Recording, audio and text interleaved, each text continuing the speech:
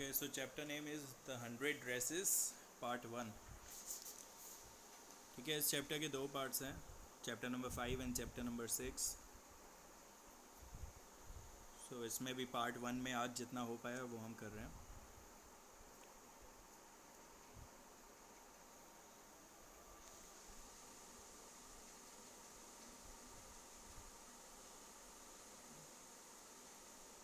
Okay, introduction में before you read, how do we जज the people around अस.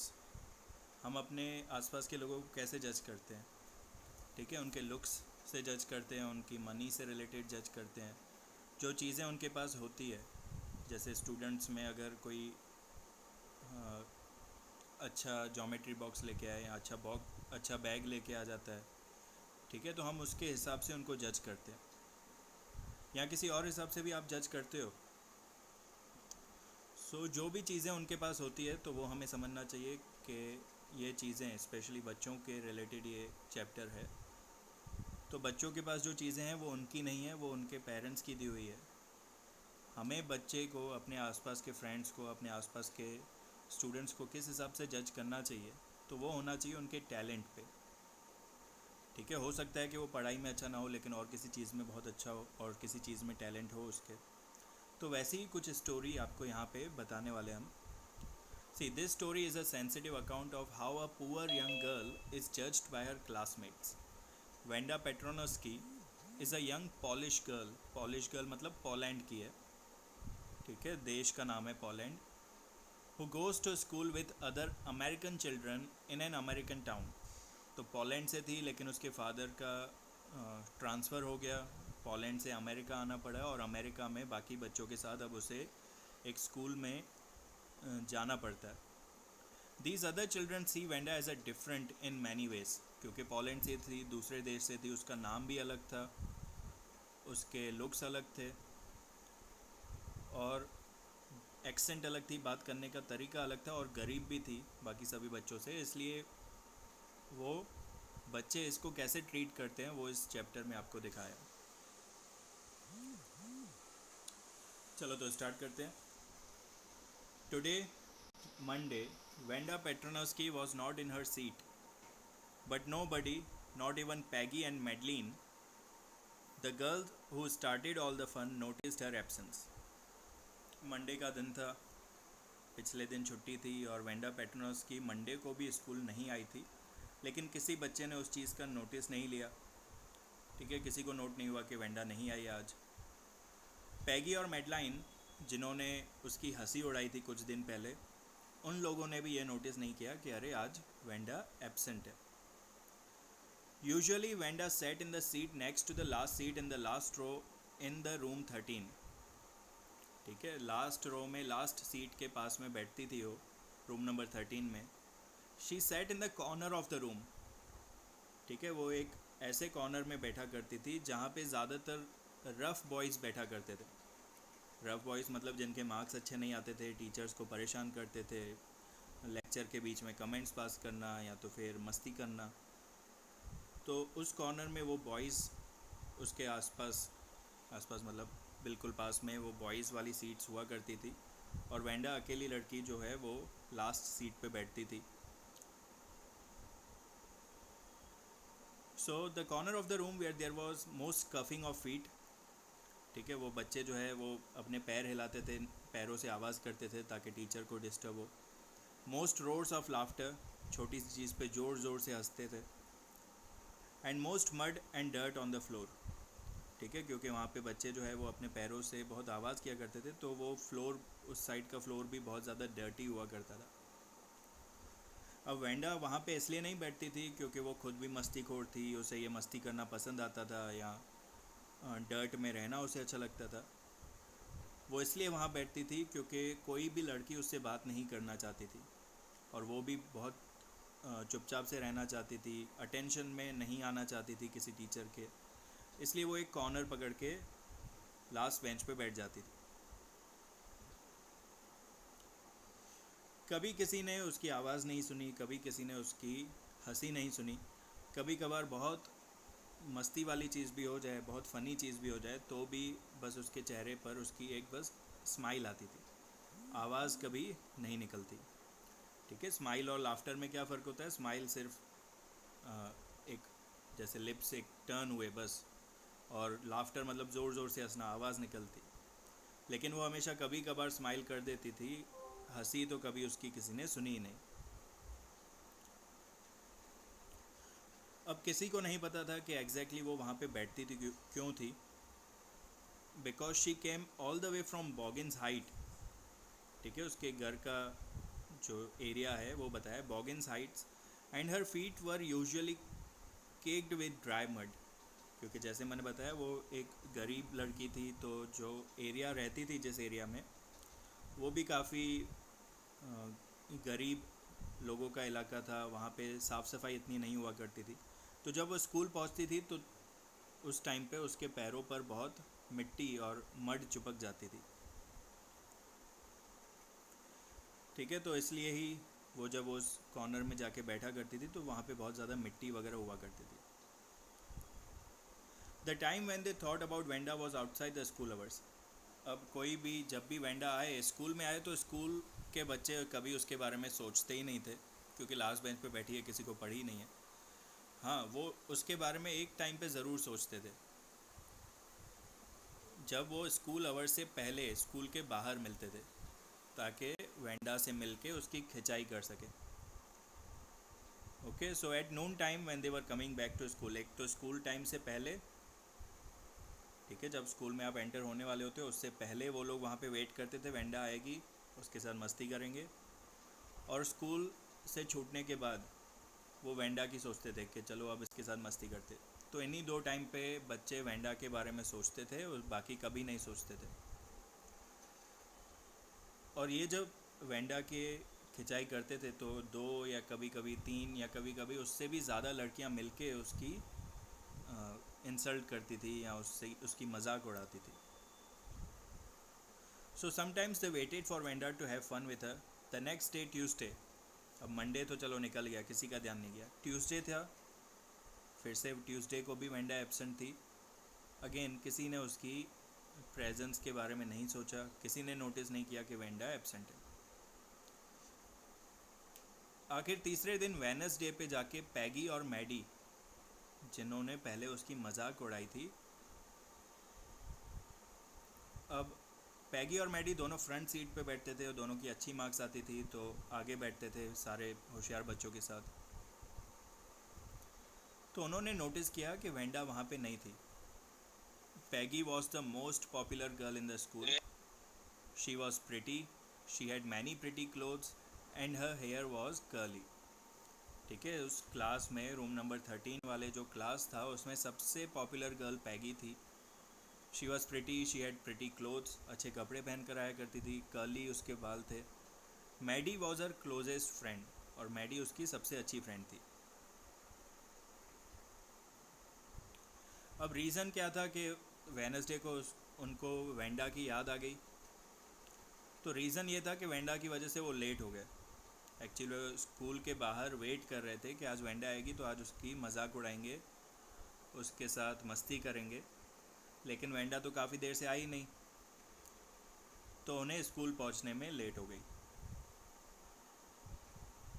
तो वो इसी तरीके से वेट किया करते थे वेंडा की मजाक उड़ाने के लिए, लेकिन वो उस दिन नहीं आई तो स्कूल लेट पहुंचे। इसलिए उन्हें ध्यान गया कि अरे वेंडा क्यों नहीं आई है, तो पता चला कि ये तो 3 दिन से एब्सेंट है।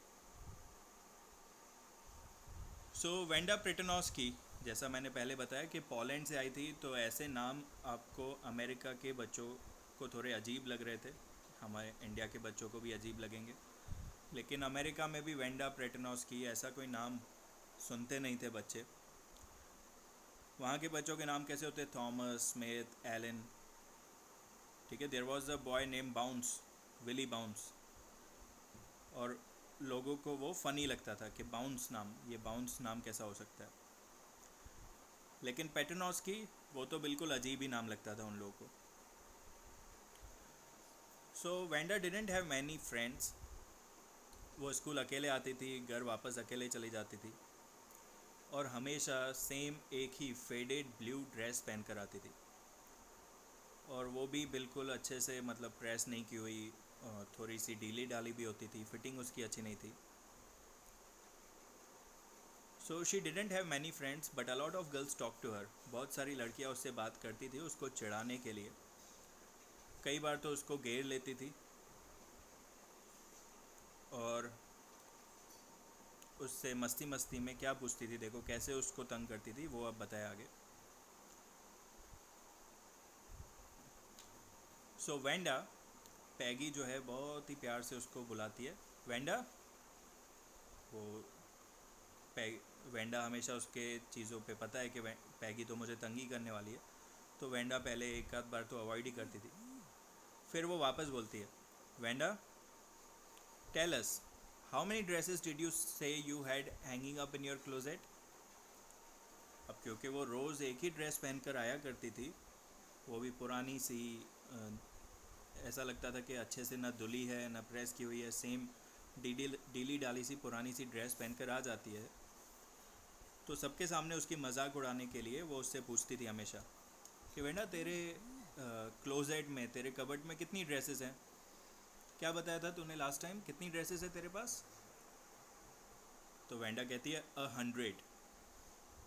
वो पहन के एक ही ड्रेस आया करती थी रोज़, लेकिन लड़कियां उससे पूछती थी तो क्या जवाब देती है 100। Wanda would say 100 exclaimed all the little girls incredulously and the little ones would stop playing hopscotch and listen।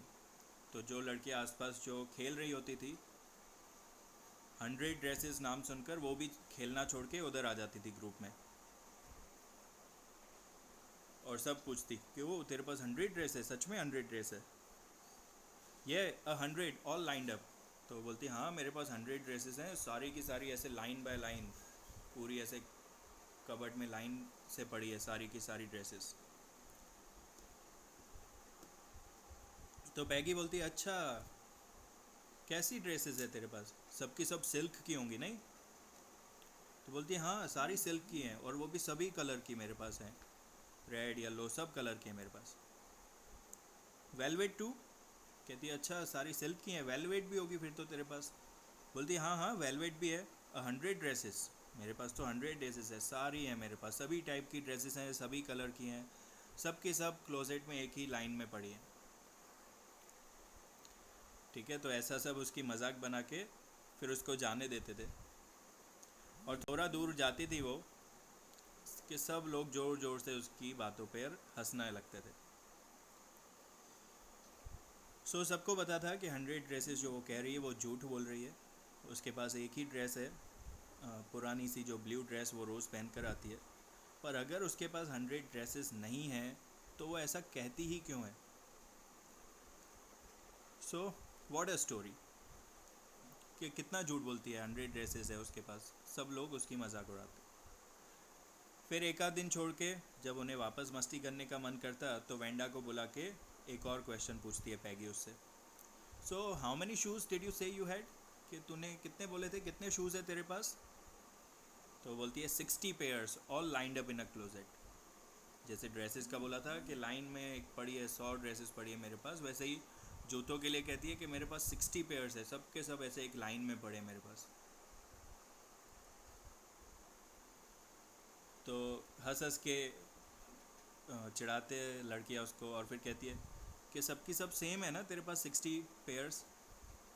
तो बोलती है oh know every pair is different, कि सारे हर एक पेयर मेरा डिफरेंट है, अलग अलग कलर हैं, एंड ऑल लाइंड अप। हमेशा एक चीज़ तो वो बोलती थी, ऑल लाइंड अप, एक ही लाइन में पड़े हैं सब एक के बाद एक।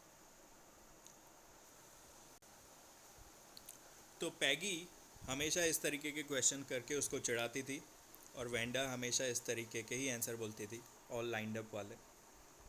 पर जो मैडी थी, जो पैगी की बेस्ट फ्रेंड थी, उसको कभी भी ये चीज़ अच्छा नहीं लगता था कि हम किसी लड़की की इस तरीके से मजाक उड़ा रहे हैं। तो वो पैगी हमेशा उसकी मजाक उड़ाती रहती। मैडी पैगी के साथ होती थी, कभी उसकी मजाक नहीं उड़ाती थी, लेकिन कभी उसको रोकती भी नहीं थी। पैगी को उसकी मजाक उड़ाने से रोकती भी नहीं थी, उसको बुरा लगता था, लेकिन फिर मैडी को ऐसा मन में होता था कि अगर मैं इसको रोकूंगी पैगी को, तो सब लोग मुझे इस वेंडा की फ्रेंड बना देंगे, और सब लोग मुझे भी फिर वेंडा की तरह मुझे भी चिढ़ाएंगे। अब पैगी की बात करें तो पैगी भी इतनी क्रूअल नहीं थी, वो सभी लड़कियों को, जो छोटी लड़कियां होती थी उन सबको बड़ी लड़कियों से बचाती थी। जो लोग बड़ी लड़कियां छोटी लड़कियों को तंग करती थी, बुलीज कहते हैं ना, जो हम स्कूल में पुलिस, जो बच्चे दूसरे बच्चों को तंग करते, तो वो हमेशा सभी को बचाती थी। तो हमेशा आके कोई ना कोई उससे कहता था कि तू बाकी सब की तो हेल्प करती है, वेंडा को ऐसे क्यों ट्रीट करती है। तो पैगी कहती कि इसमें मैं क्या करूं, मैं तो उसका कोई मजाक नहीं बनाती हूँ। वो खुद ही अपना मजाक बनाती है कि वो क्यों बोलती है कि 100 ड्रेसेस है उसके पास, 60 पेयर्स है उसके पास। कोई भी बोल देगा कि वो झूठ बोल रही है। अगर उसके पास इतनी ड्रेसेस हैं तो पहन कर क्यों नहीं आती है। पहन कर तो वो एक ही फटी पुरानी सी ड्रेस पहन कर आ जाती है। Sir yes. Sir Dinesh sir का मैसेज आया सर, 6:30 टेस्ट आ जाएगी। ओके ओके, तो बस एंड करते हैं 5 मिनट में।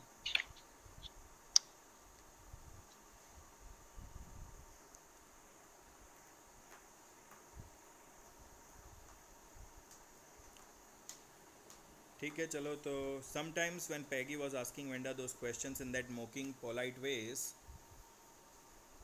है ना, बहुत पोलाइट वॉइस में, चिढ़ाने के वॉइस में उससे पूछा करती थी, तो मैडी को बहुत एम्बेरसमेंट फील होता था कि क्यों इसकी मजाक उड़ा रहे बच्चे। वो वेंडा के लिए बहुत सॉरी भी फील करती थी, लेकिन कभी भी उसने पैगी को मजाक उड़ाने से रोका नहीं, क्योंकि उसे लगता था कि पैगी फिर मेरी भी दुश्मन बन जाएगी। और क्योंकि मैडी उसकी बेस्ट फ्रेंड थी, तो पैगी कई बार उसको अपनी ड्रेसेस भी पहनने के लिए दिया करती थी। क्योंकि मैडी खुद भी इतनी अमीर नहीं थी, लेकिन पैगी उसकी हमेशा हेल्प किया करती थी, कभी ड्रेस देने में, कभी शूज़ वगैरह। तो वो इसलिए पैगी से आर्ग्यूमेंट नहीं करना चाहती थी। सो of course she would have more sense. वो कहती थी कि मैं भी गरीब हूँ, लेकिन मैं कभी नहीं कहती हूँ कि मेरे पास 100 ड्रेसेस हैं। पर फिर भी उसके मन में हमेशा ऐसा ही होता था कि पैगी वेंडा को तंग करना छोड़ दे। ठीक है, तो ये तो पहले की कहानी है, लेकिन अभी तक वो कहानी नहीं आई है कि ऐसा आखिर उन्होंने क्या कहा उस दिन कि 3 दिन से उसने स्कूल ही नहीं आई है। और क्या रीज़न है 3 दिन से स्कूल ना आने का, वो अब हम स्टोरी में आगे समझेंगे। अभी मैं यहीं तक एंड कर रहा हूँ लेक्चर।